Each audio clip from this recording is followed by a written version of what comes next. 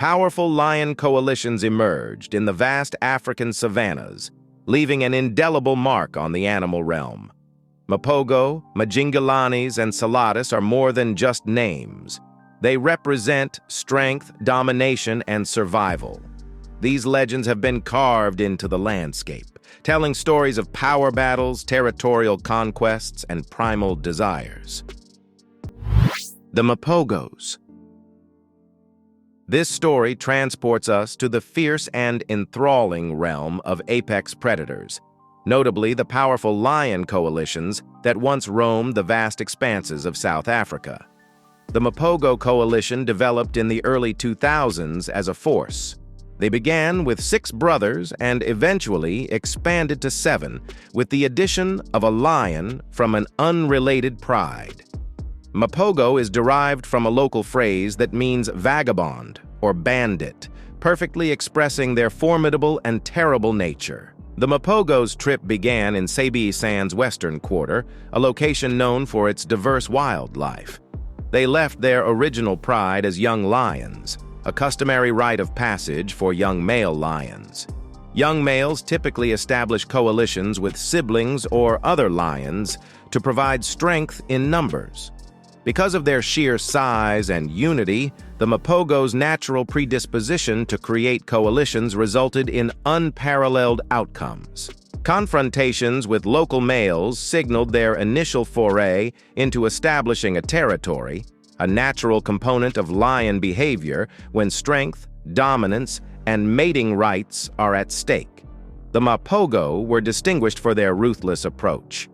In the world of lions, territorial battles rarely result in death, but the Mapogo disregarded this rule. Their early conquests were harsh, frequently terminating in the death of their opponents, establishing a new, brutal norm. This unrelenting stance shook the region, earning them a reputation as forerunners of a more harsh era. Their strategy was simple: quickly expand and solidify their dominion.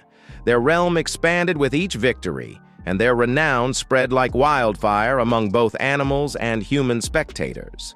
The Mapogos' strength resided not just in their numbers, but also in their togetherness, which allowed them to operate with incredible accuracy and synchronization. Their cooperative hunting skills allowed them to take down prey much larger than themselves, cementing their position as apex predators. The coalition's dynamics evolved over time, and a dominance hierarchy, which is inherent in lion behavior, became more apparent. Certain members, such as Mr. T and Kinky Tail, rose to prominence as leaders, steering the alliance in territorial conquests and hunts.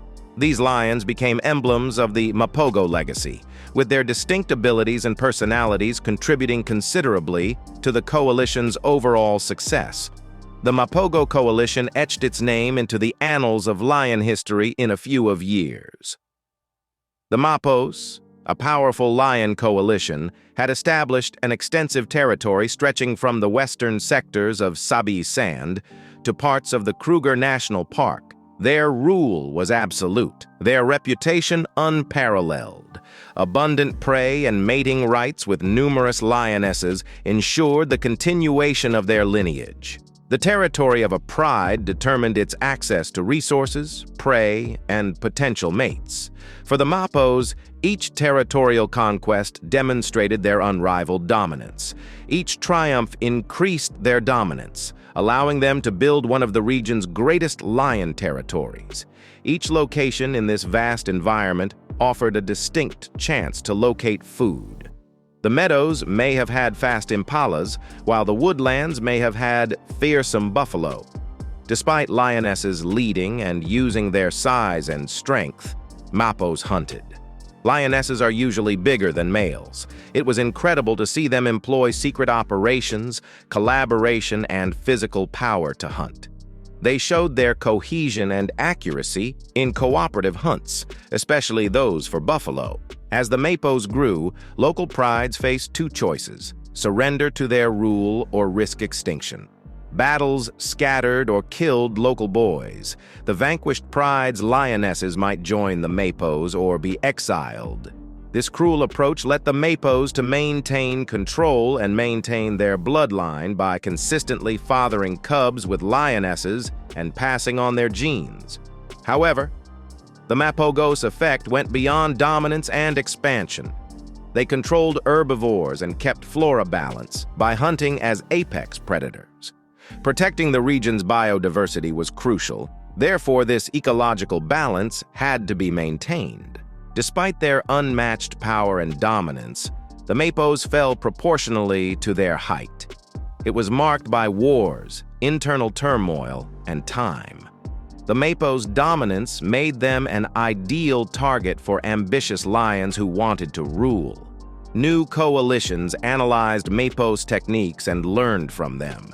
To increase their chances of success, they used these methods and often teamed together.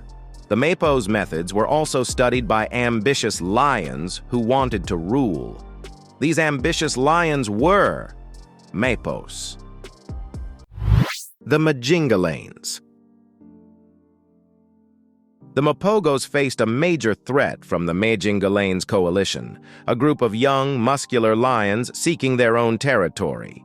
Unlike the Mapos, who had expertise and a long history, the Majingilanes were young and eager to rule. Internal factors contributed to the Mapos' demise. Time weakened the alliance, and individual lions left on their own or in smaller groups. This showed the partnership was weakening. This made them more prone to disputes and reduced their collective strength, their most valuable asset. This used to be their most valuable asset.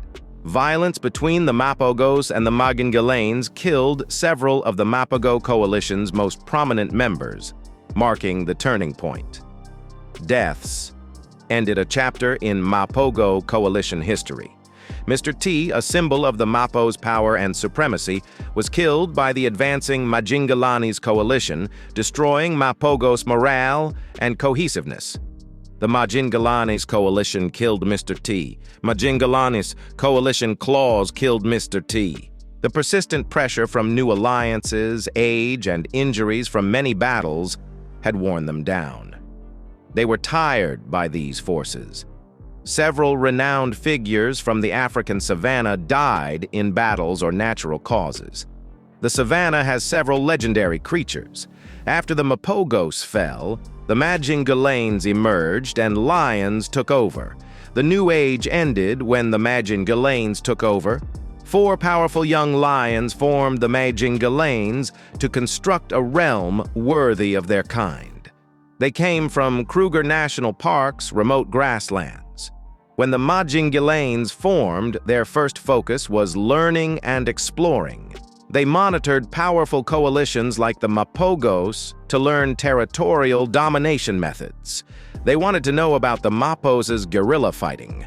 When the Majingilanes approached Mapogo-ruled lands, they began to advance strategically.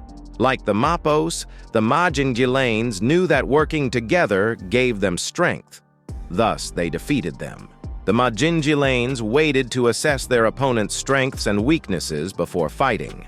They watched the senior Mapogos' scattered movements, which suggested breaches in their group cohesion, and waited for the right time to attack. Their patience and young enthusiasm were crucial to their plan. Battles amongst the Majingilanes were harsh, reminiscent of the Mapos' early days. This was particularly true when stakes were high. They knew they had to easily beat the champions in command of the nation to establish their rule. After fighting, the Majingilanes always won. This allowed them to steadily diminish Mapos' land and morale. The Majingilanes occasionally used diplomacy instead of exterminating prides, like the Mapogo. They would safeguard and rule suppressed prides in return for their love. This strategy expanded their empire and created a coalition of ally prides that might help them in a need. The Majingilanes hunted together, but they also had an inventive division of labor, with some lions tracking, flanking, or killing. This amazing approach showed the Majingilanes adaptability and appreciation for each member's contributions. The Majingilanes tried to avoid analogies to the Mapos, but it proved difficult. Both factions stressed strategic supremacy and the challenges of maintaining a large region. Unlike the Mapogos, who were considered as forceful expressions of nature, the Majingilanes used strategy, patience, and even diplomacy. This helped them outwit Mapogos. The Mapos passed through a long shadow over these lions, yet they endured and wrote their own tale, known for its impact, strategy, and triumph over vast area. The Majingilanes' rise to power in the African savanna changed boundaries, relationships, and brought a new era of domination. Parts of Sabi Sand Game Reserve and Kruger National Park were Majingilanes' territory. The Alliance had access to a range of prey, including quick impalas that dashed over grasslands and large buffaloes that wandered in herds. However, these areas symbolized the Majingilanes' might and tactical skill and showed their unshakable control over the territory. They symbolized Majingilanes' steadfast dominance over the area. Unlike the Mapogos, who relied on physical power, the Majingilanes used subtlety to influence the savanna's complex dynamics in their own manner. This was because Majingilanes could read the situation and respond appropriately. Though powerful, the Majingilanes knew that strength could not solve all problems. Diplomatic methods generally have longer-lasting effects. After winning the conflict, they absorbed vanquished prides and protected them to increase their dominance without violence. This strategy helped maintain relative peace and created a network of prides that acknowledged their dominance. The Majingilanes' interactions extended beyond confrontations and diplomacy, displaying a certain level of tolerance, particularly towards young males. Recognizing the potential threats these young lions posed, the Majingilanes occasionally allowed them to pass through their territories without immediate aggression, provided they showed no signs of challenging the status quo. The territories experienced relative stability during their reign, with fewer violent overthrows and pride takeovers. Their diplomatic approach meant that lionesses and cubs were less frequently subjected to traumatic experiences of pride takeovers, reducing cub mortality. And this stability resulted in an increase in the lion population, reflecting a prosperous era under the Majingilanes. Beyond population dynamics, the Majingilanes played an important role in the region's ecological balance, as their hunting habits directly influenced herbivore populations, and their dominance ensured that overgrazing was kept in check, preserving the delicate balance required for savanna ecosystems to thrive. However, challenges tested their unity, resilience, and adaptability. One major obstacle was the sheer vastness of their territory, which, while a testament to their dominance, posed logistical challenges. The coalition had to constantly patrol their borders, ensuring potential rivals were kept at bay. Constant vigilance left them spread thin, opening pockets of vulnerability that ambitious young males and emerging leaders exploited. Confrontations were an unavoidable part of their rule. While they were adept at handling skirmishes and often emerging victorious, each battle took its toll, accumulating minor injuries over time, reducing the coalition's overall effectiveness in subsequent confrontations. Furthermore, these physical confrontations were draining psychologically, constantly testing the coalition's resolve and unity. Another challenge was the coalition's internal dynamics. As members aged at different rates, different levels of capability and strength emerged, requiring certain lions to bear more responsibility, occasionally causing rifts and disagreements among members. Despite these internal strains, their diplomatic approach to dominance persisted, demonstrating their ability to navigate challenges with a strategic mindset. Despite many prides acknowledging their dominance, instances occurred where younger lions from these subjugated prides rebelled, seeking to carve a niche for themselves. The Selatis. Following in the footsteps of the mighty Mapogos and the strategic Majingilanes, the Selatis emerged as a new force on the horizon. Hailing from the southern reaches of Kruger National Park, the Selatis were initially shadowy figures. Tales of their exploits whispered through the grasslands before they set foot in the territories dominated by the Majingilanes. The Selatis had a distinct advantage due to their southern origin, which allowed them to observe, learn, and cultivate their strategies without immediate threat or confrontation. Tales of their unity and coordination became legendary as their territory expanded and their reputation grew.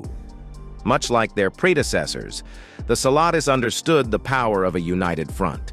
Each member brought a distinct set of skills, and they operated with almost telepathic synchronization, seamlessly transitioning from hunting to defending their territory. The African savanna is a constant change theater, with shifting alliances, environmental challenges, and evolving prey dynamics.